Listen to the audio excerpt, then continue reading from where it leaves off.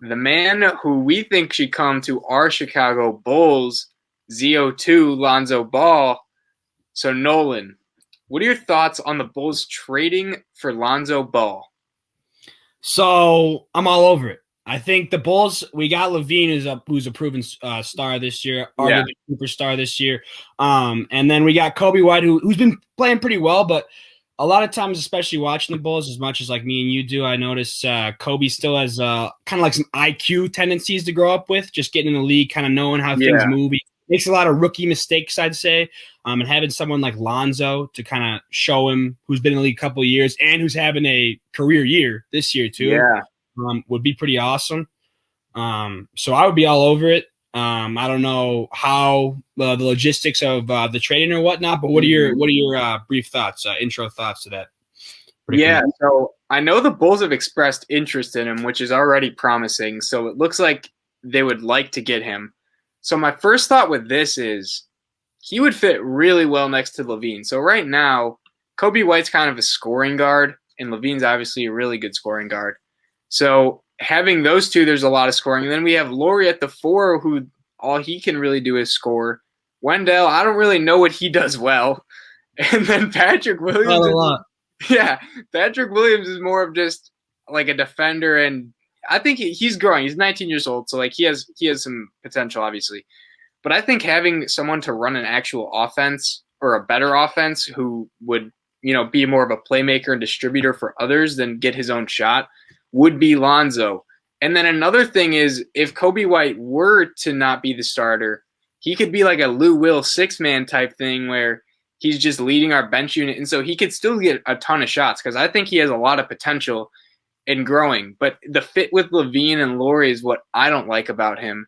Mm-hmm. But that would be negated a little more if he went to the bench and just became like our bench scorer in that role. Do you think that would be a good fit or a good idea, with Kobe being more of like a Lou Williams where he's 6-man and he's just scoring with the bench unit?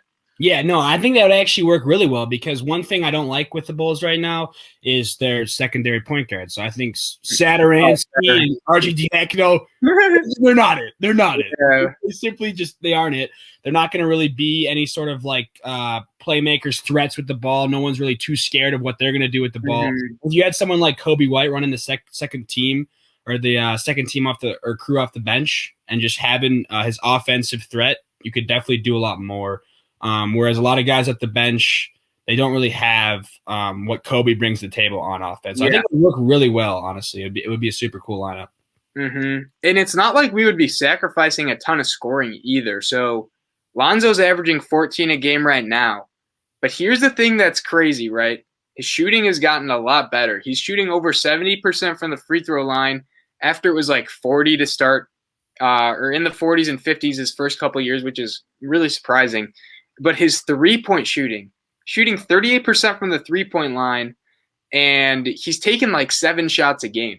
So it's not like he's taking like 4 wide open. He's pulling. This year he's pulling with confidence. Yeah, he's looking like UCLA Lonzo where he's taking deeper threes and he's confident in doing that. Mm-hmm. So there's that aspect. He's good at grabbing boards. He's pretty tall too, which is always a positive. And he's not bad on defense. I don't think Kobe's the best defender. I think you mentioned like, younger person mistakes, maybe not as much effort, but Lonzo's a good defender. And so that would just help our team in general, as our defense is really not that good, interior or like on the perimeter or on the inside. So he would help with that sense, bring more size. And he drops some dimes, like to Zion, half-court passes. He did all that at UCLA too, and I think that's really translatable to any team he goes on. So I like this fit. And then what do you think we would have to trade to get him? Yeah, so I mean that's the kicker, right? Is what we give up to get Lonzo. But we do have a deep team. So I mean when you look at the Pels and what they could maybe need, maybe a secondary big man to go on the bench off of Zion. So maybe Thad Young, who's been having a pretty good year, because I think the Pels start Melly or Nicolo Melly or whatever his name is, not that good. Okay. He's kind of an average guy. So Thad Young maybe can provide some depth in the big men. And then with our guards, I would say just throw guards at him. If it's not Kobe White or Zach LaVine, just throw whoever. Yeah. They would take it. then I would be down. But who would be some trade proposals you might scheme up or think would be good? Okay, so for Thaddeus Young, aka Thaddeus Johnson, as Stacy calls him, great name. I know the Bulls have said they don't want to trade him, and I honestly am happy with keeping him, mainly for the fact that he is older. I don't think his trade value would be that much due to that, but he's been playing really well, honestly, just in our system, and I guess as a mentor role in a sense, not that he's like been to a bunch of championships, but like help mentor young guys and just be there to fill in the system. But I think if we traded a first round pick with like top 10 protections or top 8 or something, so that way, like if say we're in the lottery at like pick 14 or pick 13 and it jumps all the way to like 5 or 6, like we're not getting screwed out of that.